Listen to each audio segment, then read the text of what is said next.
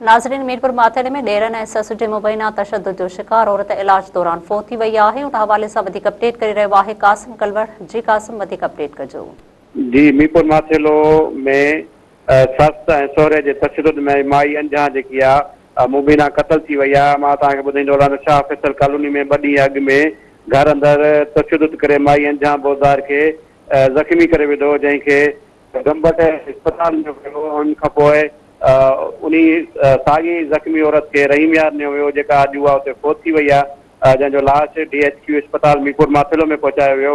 असांजी ॻाल्हि थी आहे मीरपुर माथेलो पुलिस जे वॾे मुंशी सां, पुलिस थाणे जे वॾे मुंशी सां। उनजो इहो चवणु हुयो त 3 ॾींहं अॻु में पंहिंजे घर में ससु ऐं सहुरे जो पाण में झेड़ो थियो, जंहिंमें औरत ज़ख़्मी थी पई, जेका अॼु उहो फोत थी वई आहे। जंहिं वारसनि जे अचण ते असां FIR दाख़िल करे कानूनी कार्रवाई शुरू कंदासीं। जी कासिम, अवां जी महिरबानी।